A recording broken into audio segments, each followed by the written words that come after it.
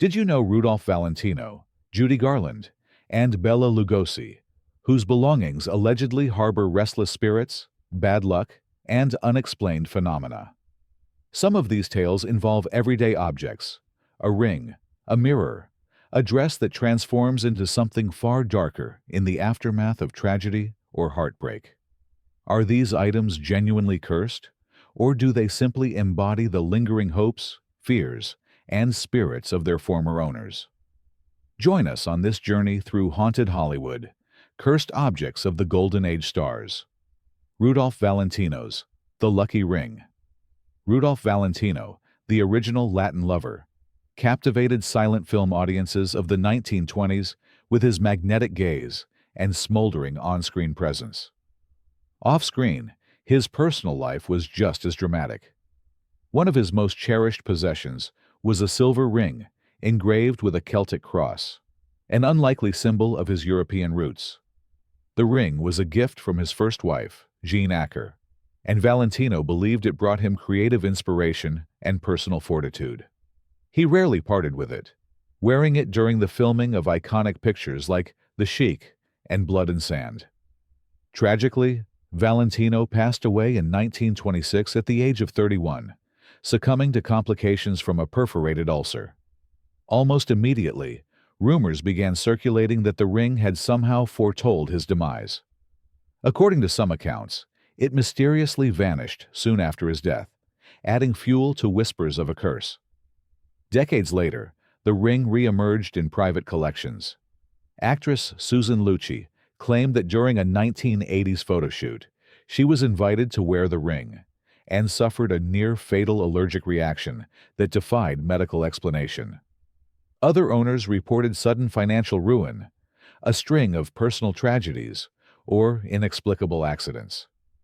Paranormal investigator Dr. Barry Taff examined the ring in 2003, describing an oppressive energy that seemed to cling to the metal. Despite attempts to cleanse it using various spiritual or scientific methods, the ring's sinister reputation persists. Today, it remains locked away in a vault, sealed off from public view. Many say Valentino's spirit never truly left the spotlight, or his favorite piece of jewelry. Bela Lugosi's Dracula cape. When Bela Lugosi draped himself in the velvet cape of the 1931 film Dracula, he cemented an image of the vampire that still looms over horror cinema. Off-screen, however, that same cape became a source of personal torment for Lugosi. Forever typecast as the charismatic Count, he wrestled with the role's shadow, and, some say, with the dark power imprinted on the garment itself.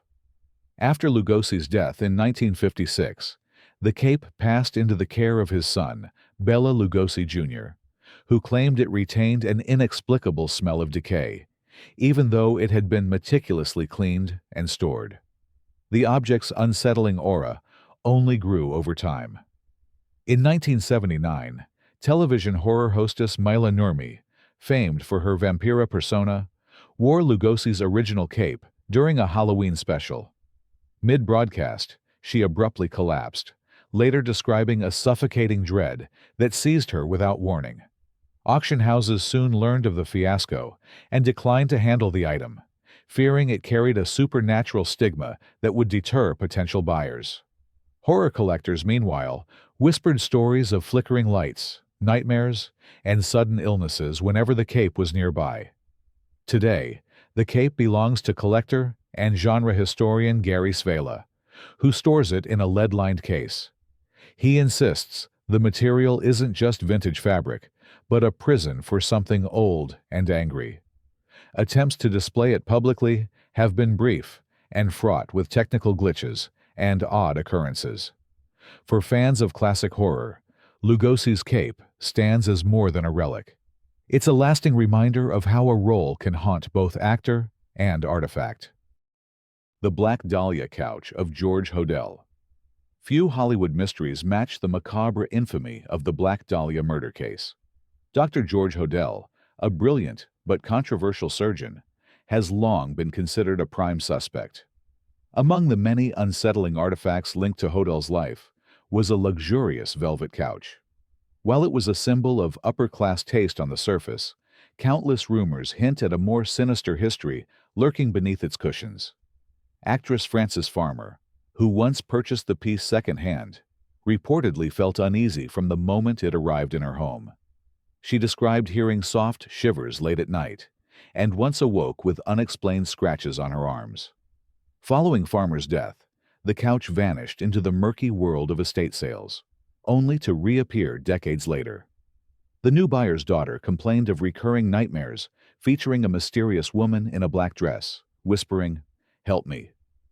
In 2002, forensic archivists performed a cursory examination of the piece and discovered minuscule traces of blood in the seams. While the DNA did not match any known database, the revelation added another layer of dread to its lore. The couch's connection to the 1947 murder of Elizabeth Short, famously dubbed the Black Dahlia, has never been conclusively proven. However, the whispers persist, fueled by Hoddle's dark reputation and the chilling possibility that more secrets are hidden in the fabric. Whether it's genuine evidence or a magnet for Gothic speculation, this velvet sofa continues to cast a long, haunting shadow over Hollywood's most notorious cold case. Judy Garland's ruby slippers, the cursed pair. Judy Garland's portrayal of Dorothy in The Wizard of Oz is immortalized by her jaunty ruby slippers, a symbol of hope, wonder, and the promise of home.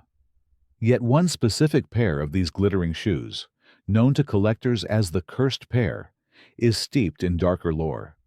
Several pairs were made for the 1939 film, but these particular slippers disappeared from the Judy Garland Museum in 2005, vanishing without a trace.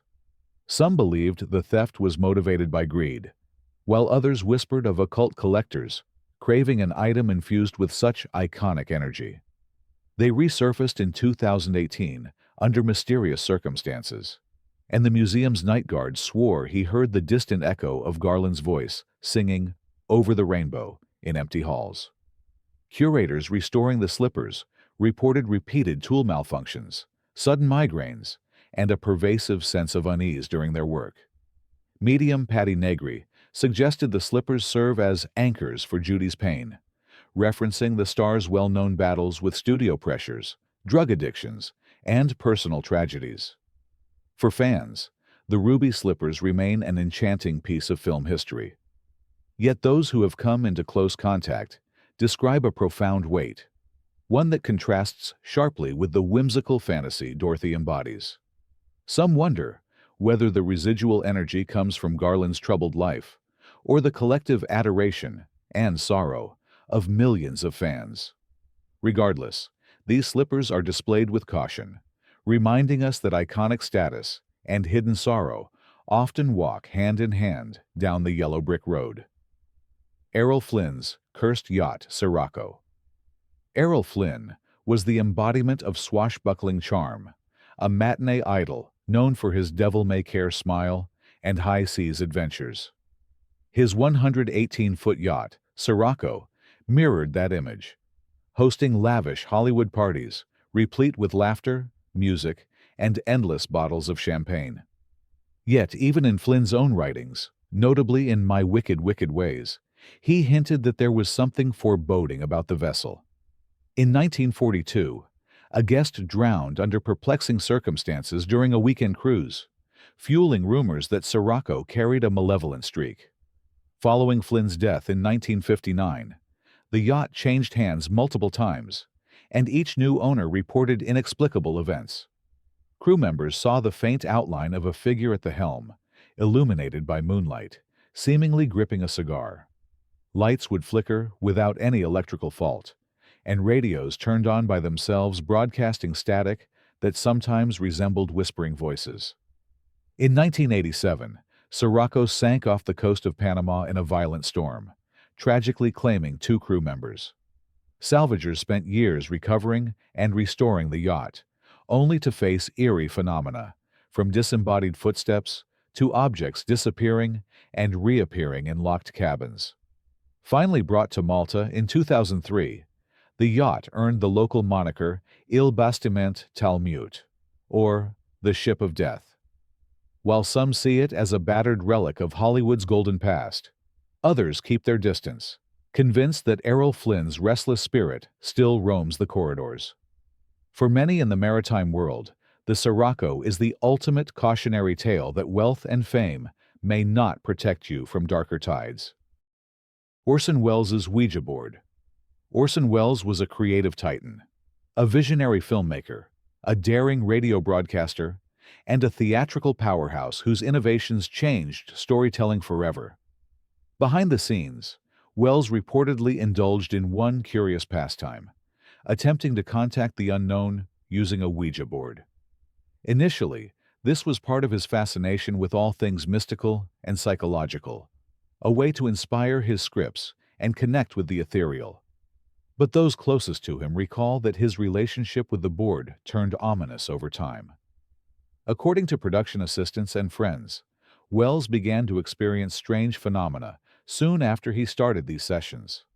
Lights in his study would flicker, and peculiar knocks echoed through empty corridors. One night, he allegedly emerged pale and shaken from his séance room, muttering about a spirit that refused to leave. Although Welles continued to project confidence publicly, some suspect these eerie encounters left a deep mark on his creative psyche, influencing the haunting atmosphere of projects like The Stranger and later Touch of Evil. After Welles's death in 1985, the Ouija board changed hands among collectors, each claiming to have their own brush with the inexplicable. Reports of objects moving by themselves, chilling drafts in closed rooms, and unsettling whispers rose whenever the board was used. Others claim to have ended sessions prematurely due to feelings of being watched. Today, the board is rarely displayed. Even those who scoff at the paranormal admit that whatever lingers around Orson Welles' Ouija board is as stubborn and cryptic as the man himself. John Wayne's haunted Winchester rifle.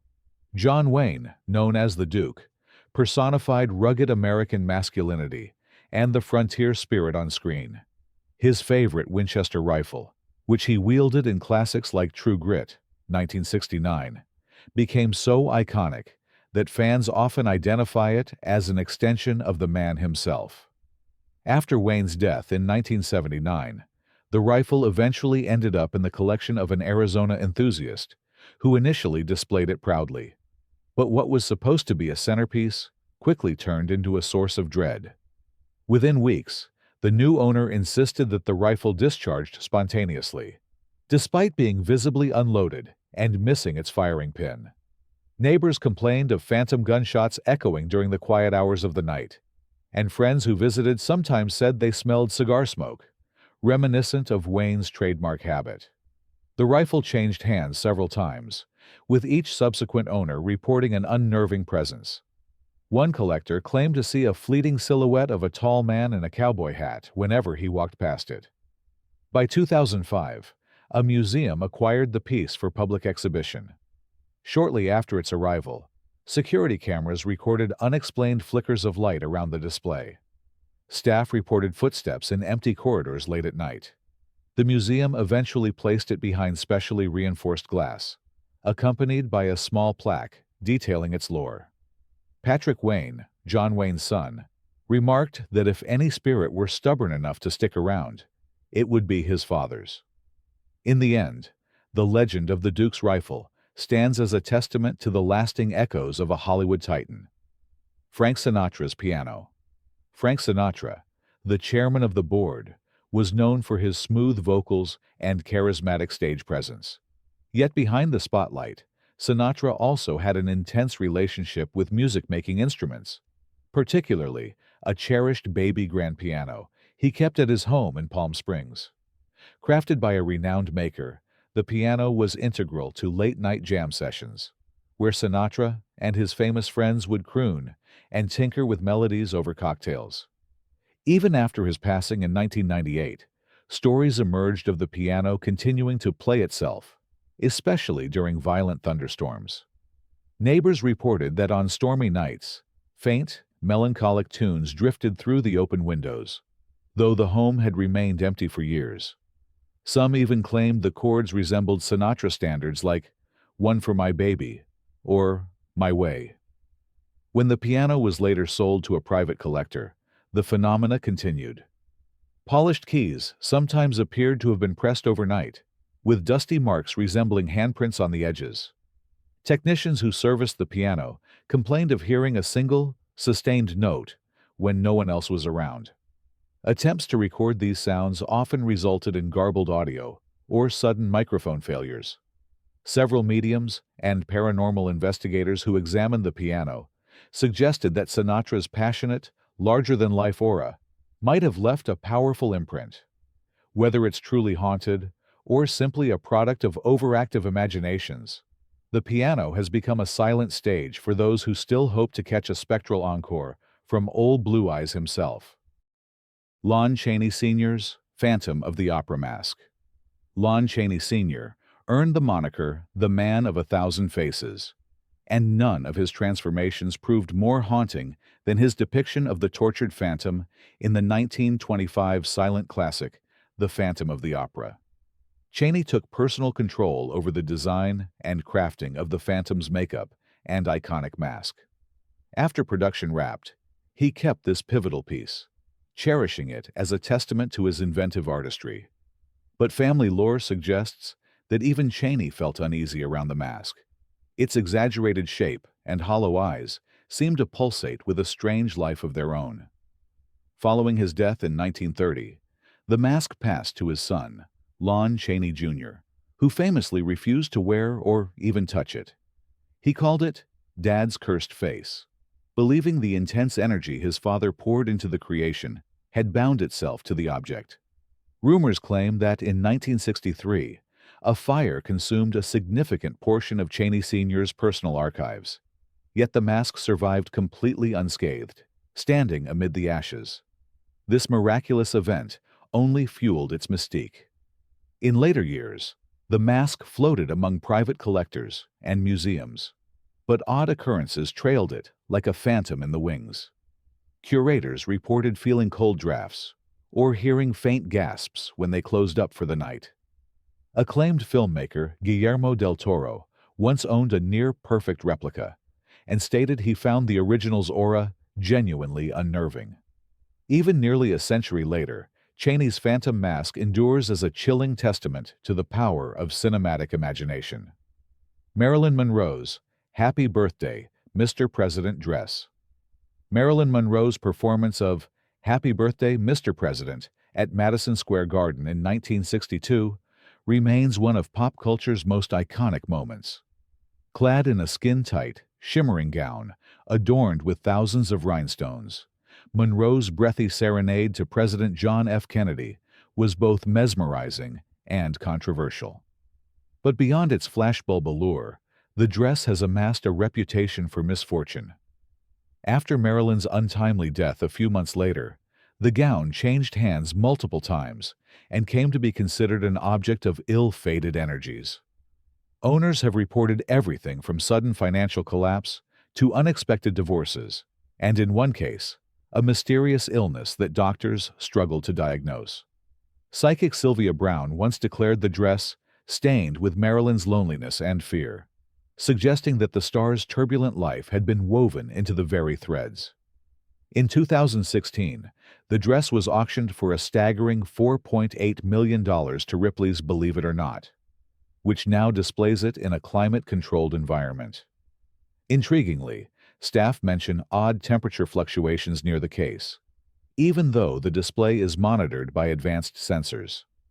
Some visitors claim to sense a lingering sadness while gazing at its delicate sparkle, as if Monroe's troubles persist beyond her earthly life.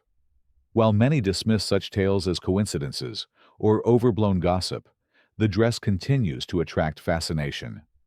Whether genuinely cursed or simply a monument to one of Hollywood's most tragic and beloved figures, it stands as a ghostly reminder of the fragile line between adoration and despair.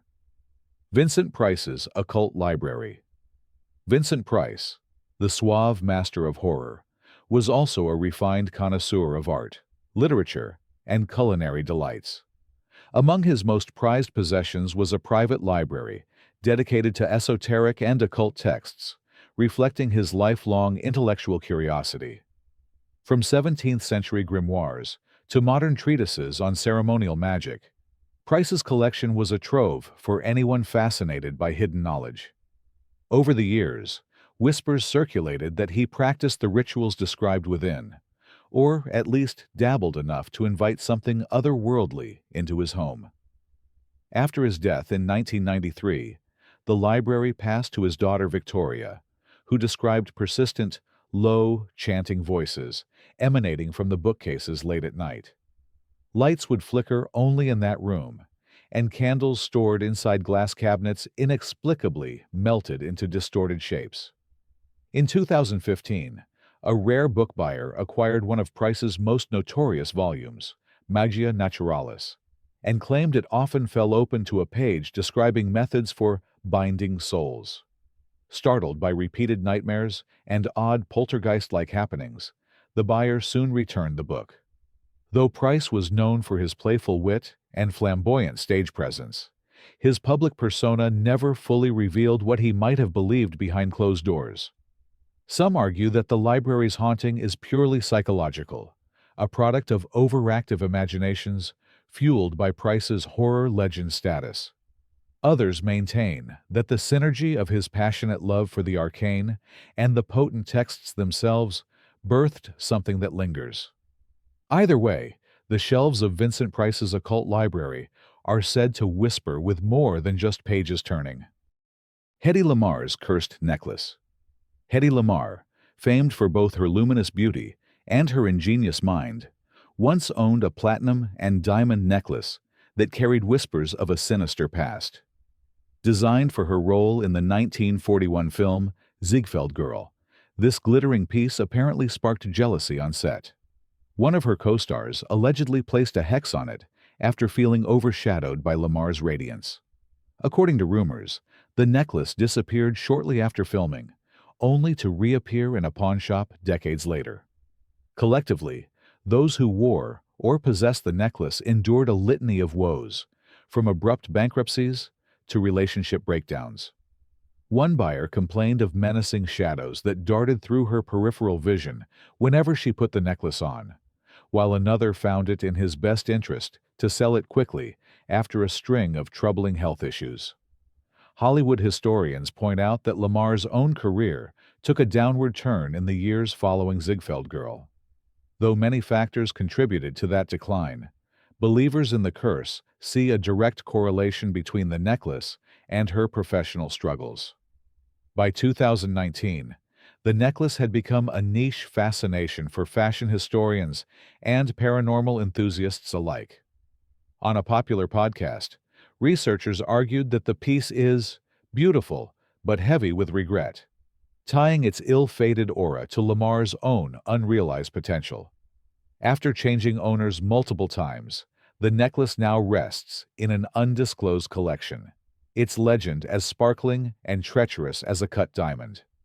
No one can say for sure if it's truly cursed, but few are willing to risk finding out. Boris Karloff's Frankenstein boots. Boris Karloff's portrayal of the Frankenstein monster in the 1931 Universal classic remains a benchmark in horror cinema. Part of that unforgettable image was the massive pair of boots that gave Karloff a lumbering, intimidating gait. Those same boots, scuffed and heavy, ended up in a London prop house after filming.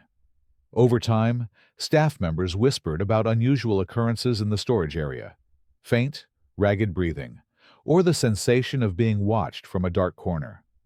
As the boots aged, these stories grew more persistent, weaving a chilling aura around a seemingly mundane pair of footwear.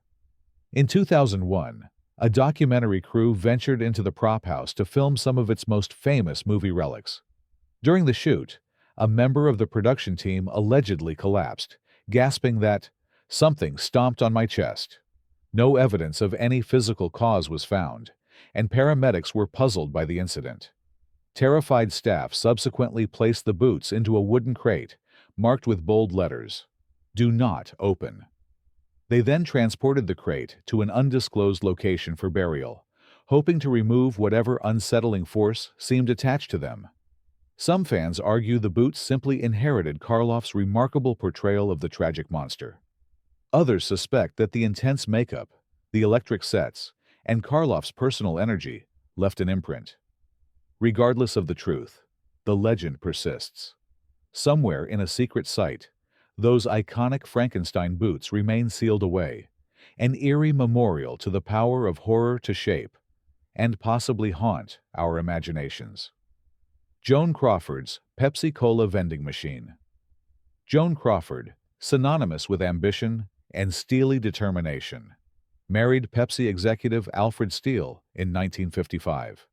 Shortly thereafter, Crawford installed a vintage Pepsi Cola vending machine in her home, symbolizing her support for her husband's business empire. Even after Steele's death, she kept the machine as a reminder of her corporate ties and her relentless drive.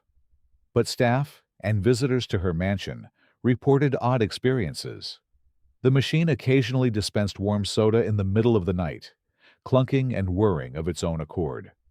After Crawford passed away in 1977, the vending machine changed hands among collectors who were enthralled by its Hollywood provenance.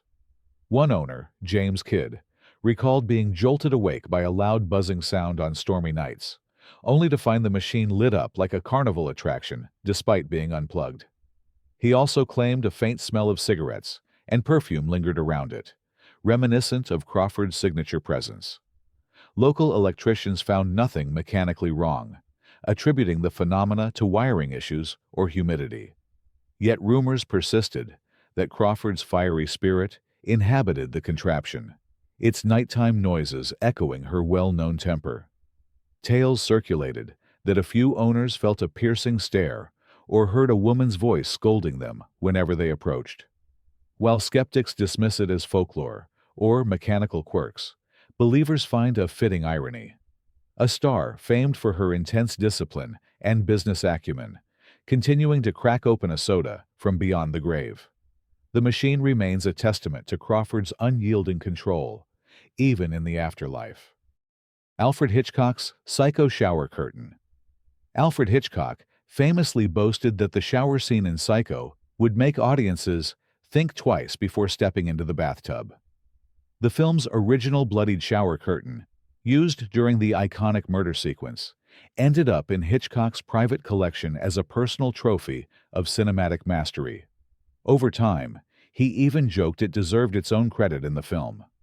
When the director died in 1980, staff managing his estate discovered a dedicated display corner for the item, complete with a motion-activated light that turned on whenever someone approached. What they didn't expect were the unsettling events that followed. Several reported hearing the sound of running water and distant screaming in the otherwise silent room. Stains reappeared on the curtain even after it was professionally cleaned, lending the white plastic a faintly pinkish hue that no bleach could fully remove. In 2018, a renowned horror museum acquired the curtain for a special exhibit. Oddly, the installation faced multiple technical failures.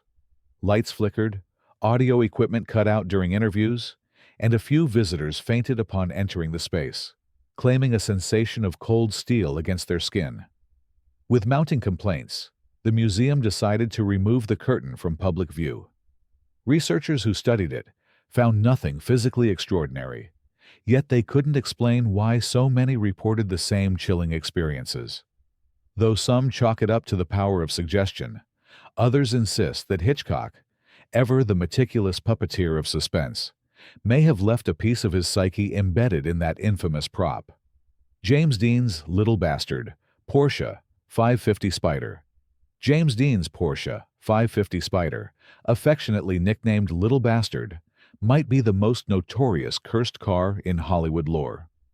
Dean, the embodiment of youthful rebellion and raw talent, died at just 24 years old in a high-speed collision on September 30th, 1955, while driving this gleaming silver convertible. Though the crash itself was tragic, the car's ominous legacy did not end with his death. Customizer George Boris purchased the wreckage, only to see it bring misfortune wherever its parts were installed.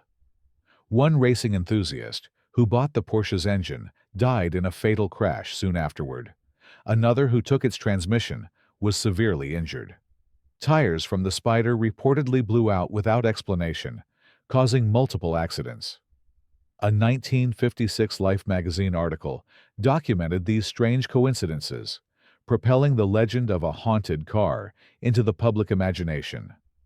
Boris attempted to exhibit Little Bastard to promote safe driving, but soon discovered it had a mind of its own.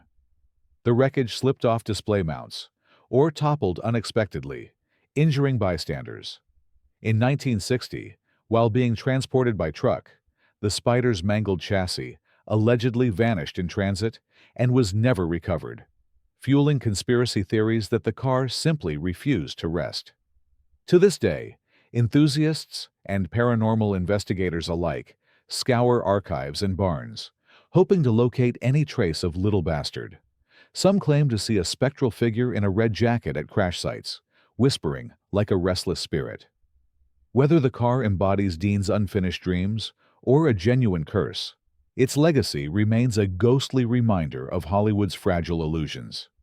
Carole Lombard's Haunted Mirror. Carole Lombard, revered for her comedic brilliance and radiant charm, met a tragic end in 1942 when her plane crashed while returning from a war bond tour. Among the items she left behind was a striking Art Deco mirror that once adorned her Hollywood home.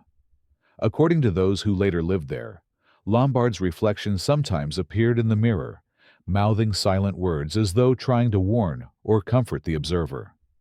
The phenomenon was especially frequent around the anniversary of her death, leaving residents both fascinated and fearful.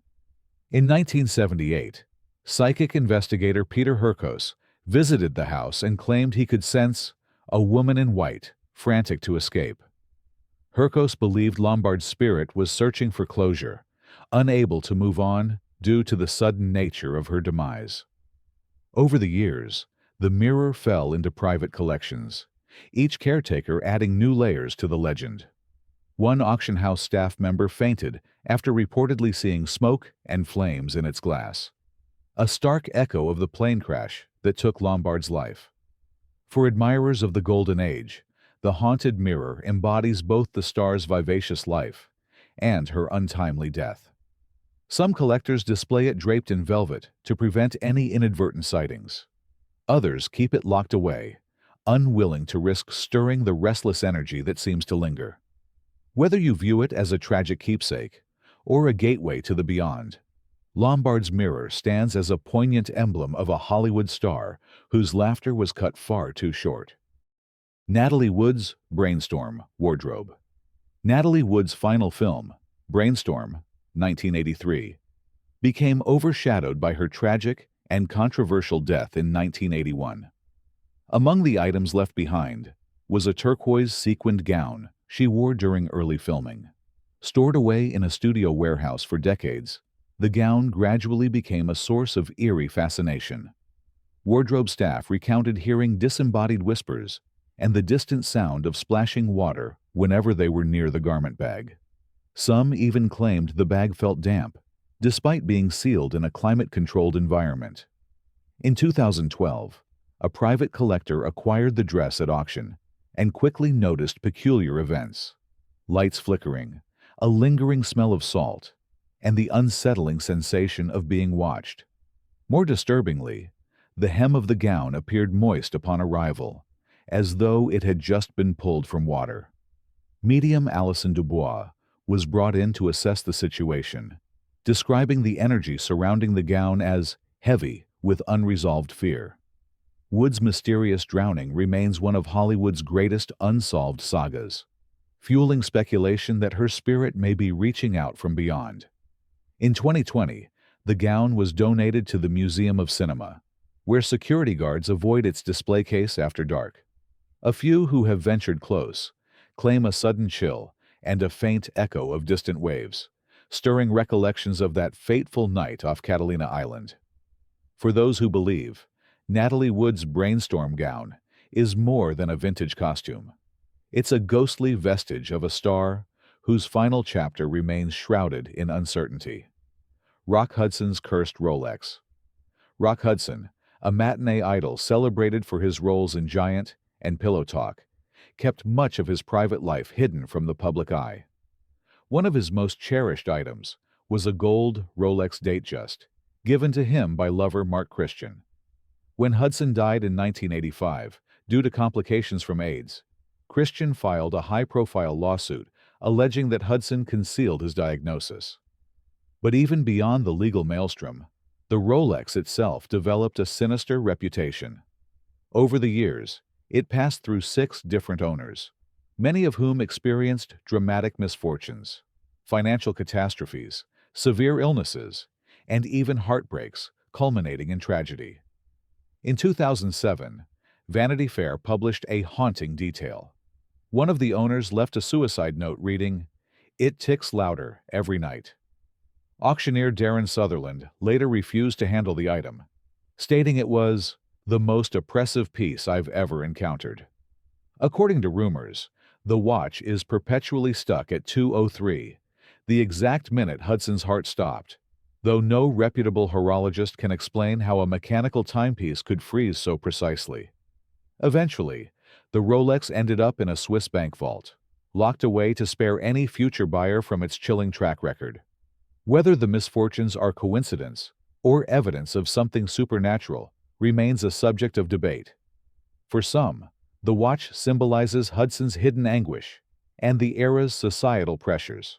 For others, it's simply a glaring example of the lengths people will go to attach a ghost story to Hollywood's most tragic artifacts. Elizabeth Taylor's La Peregrina Pearl. Elizabeth Taylor's lavish jewelry collection was legendary, but few pieces match the storied history of La Peregrina. Originally discovered in the 16th century by an enslaved pearl diver off the coast of Panama, the exquisite pearl was passed through the hands of Spanish royalty. Each royal wearer seemed to encounter misfortune, miscarriages, political coups, and forced exiles. Taylor received the gem as a gift from Richard Burton, and though she adored it, she privately acknowledged its disturbing legacy. Taylor famously misplaced La Peregrina multiple times, once losing it on a hotel carpet in Las Vegas, another time watching it slip down a toilet. Miraculously, it always resurfaced. In her 2011 memoir, written shortly before her death, Taylor remarked, "It has a mind of its own." Following her passing, the pearl sold for $11.8 million at auction to a Dubai sheikh, who then returned it weeks later, claiming horrific nightmares of drowning and a vague sense of doom.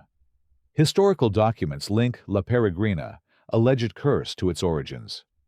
The diver who retrieved it reportedly perished shortly afterward, sparking centuries of speculation about the pearl's ominous powers.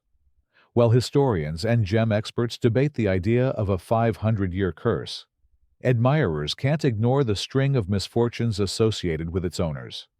In modern times, La Peregrina continues to captivate collectors, shimmering with both regal splendor and a haunting aura. Ultimately, this pearl reminds us that beauty and tragedy can intertwine, echoing across centuries of ambition, envy, and heartbreak.